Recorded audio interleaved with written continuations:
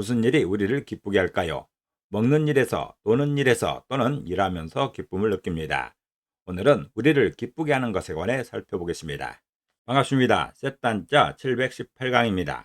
오늘은 기쁠 주자를 중심으로 하는 5개 한자를 셋단자로 해석해 보겠습니다. 먼저 중심자로 사용될 기쁠 주자입니다. 기쁠 주자는 기쁘다는 뜻이 있죠. 이 글자는 부수로만 사용되고 있습니다. 기쁘다는 것은 욕구가 충족되어서 마음이 흐뭇하고 흡족한 상태인 것이죠. 이 기쁠 주자는 선비사자와 입구자와 풀초자로 구성되었습니다. 그 중에 선비사자는 선비를 의미하는 것인데 붓으로 사용될 때는 큰 명예로 해석합니다.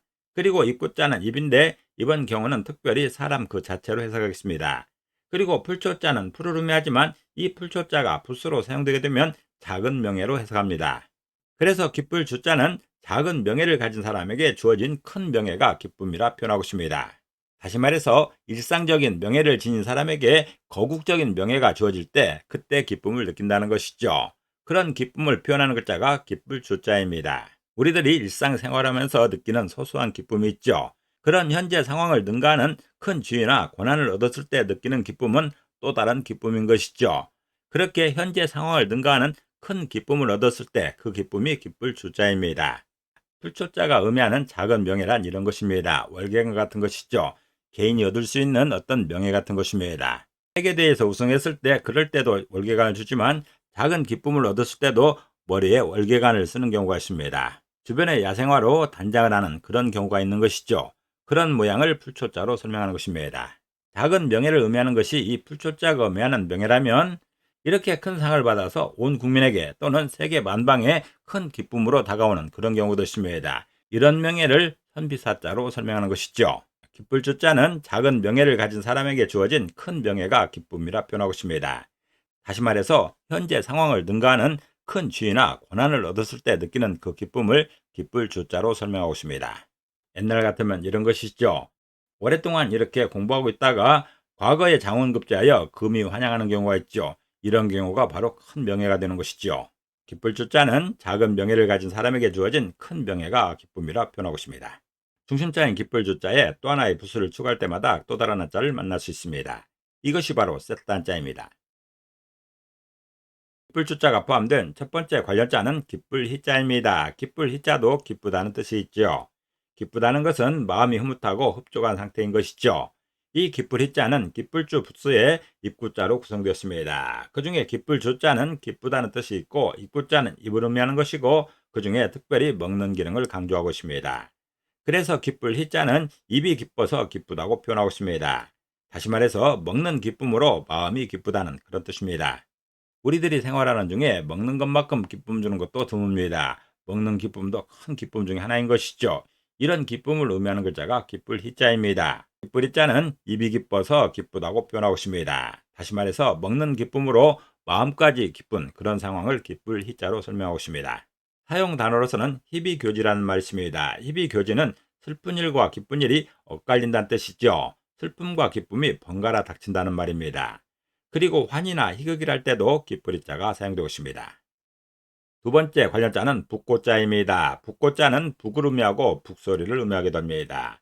이 북고자는 기쁠 주자와 지탱할 지자로 구성되었습니다. 그 중에 기쁠 주자는 기쁘다는 뜻이 있고 지탱할 지자는 지탱하다는 뜻이 있죠. 그래서 북고자는 기쁨을 지탱하는 게 북이라 표현하고 있습니다.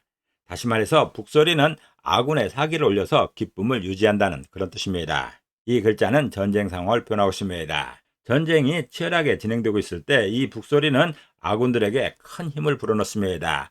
싸움으로 지쳐갈 때 이 북소리만큼 아군들에게 사기를 북돋는 것도 드뭅니다. 전쟁 상황에서 기쁨이라는 것은 사기가 높은 것을 말하고 있습니다. 북고자는 기쁨을 지탱하는 게 북이라 표현하고 있습니다. 다시 말해서 북소리는 아군의 사기를 올려서 기쁨을 유지한다는 그런 설명입니다. 단어로서는 교주고슬이라는 말이 있습니다. 교주고슬은 악교로 검은고 기러기발을 붙이면 음조를 바꿀 수 없다는 뜻이죠. 고지식하여 약간의 융통성도 없음을 이루는 말입니다. 그리고 고복이나 고칠할 때도 북고자가 사용되고 있습니다. 기쁠 주자가 사용된 세 번째 관련자는 나무 숫자입니다. 나무 숫자는 나무를 의미하죠. 특별히 나무 숫자는 살아있는 나무를 설명하고 있습니다. 이 나무 숫자는 나무 목자와 기쁠 주자와 마디존자로 구성되었죠. 그 중에 나무 목자는 나무를 의미하는 것이고 기쁠 주자는 기쁘다는 뜻이 있고 마디촌자는 마디입니다. 손가락 한마디 같은 것이죠. 조금 또는 약간으로 해석합니다. 그래서 나무 숫자는 나무를 통해서 조금의 기쁨이 드는 게 나무라 표현하고 있습니다. 이때 이 나무는 나무 목자를 의미하는 것이고 앞에 있는 나무는 나무 숫자를 설명하고 있습니다. 그래서 나무 숫자는 나무를 가꾸는 일은 나무를 통해 얻는 기쁨 중의 일부라는 그런 설명입니다. 이렇게 나무 가꾸는 일을 취미로 갖고 있는 사람들이 있습니다. 이런 사람이 앞마당에 있다면 정운이 예쁜 것이죠. 나무 숫자는 나무를 통해서 조금의 기쁨이 드는 게 나무라 표현하고 있습니다. 다시 말해서 나무 가꾸는 일은 나무를 통해 얻는 기쁨 중의 일부라는 것이죠. 참고로 나무 숫자는 생수, 살아있는 나무를 설명합니다. 그리고 나무 목자는 살아있는 나무나 죽은 나무 모두를 통틀는 것이죠. 나무 숫자와 나무 목자를 구분하는 방법 중에 하나인 것이죠. 나무 숫자는 나무를 통해서 조금의 기쁨이 드는 게 나무라 표현하고 있습니다. 다시 말해서 나무 가꾸는 일은 나무를 통해 얻는 기쁨 중의 일부라는 것이죠. 사용 단어로서는 수화석상이라는 말이 있습니다. 수화석상은 나무 아래와 돌 위라는 뜻이죠. 한 대에서 밤을 지낼 수 있을 만한 곳을 이루는 말입니다. 그리고 수목이나 식수를 할 때도 나무 숫자가 사용되고 있습니다. 네 번째 관련 자는 부엌주자입니다. 부엌주자는 부엌이죠. 주방을 말하고 있습니다. 이 부엌주자는 집엄자와 기쁠주자와 마디촌자로 구성되었습니다. 그 중에 집엄자는 집을 의미하는 것이고 기쁠주자는 기쁘다는 뜻이 있고 마디초자는 마디를 의미합니다. 조금, 약간이란 뜻이 있죠.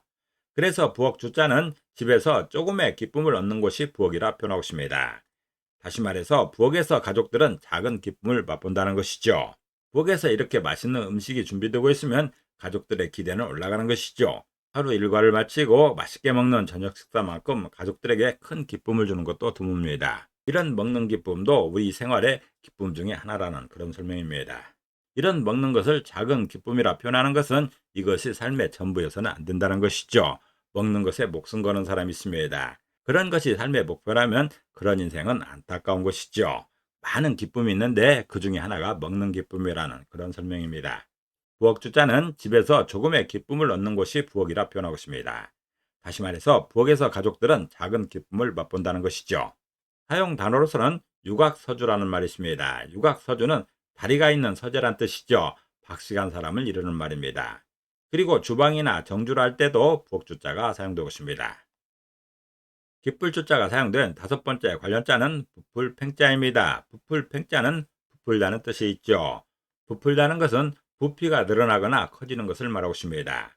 이 부풀팽자는 달월자와 기쁠주자와 터럭삼자로 구성되었습니다.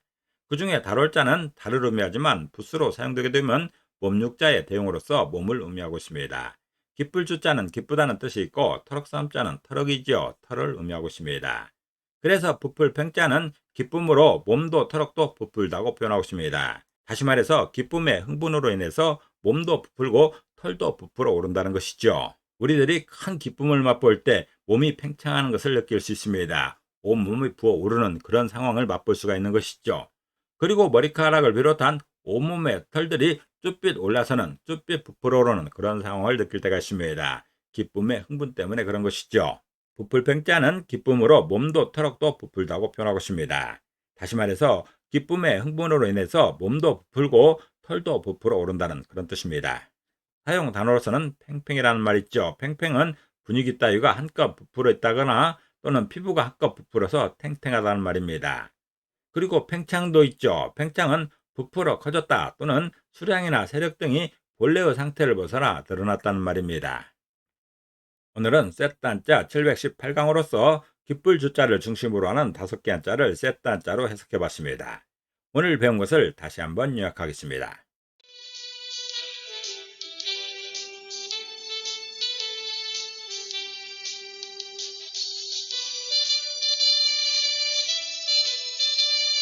오늘도 평안을 기도합니다. 감사합니다.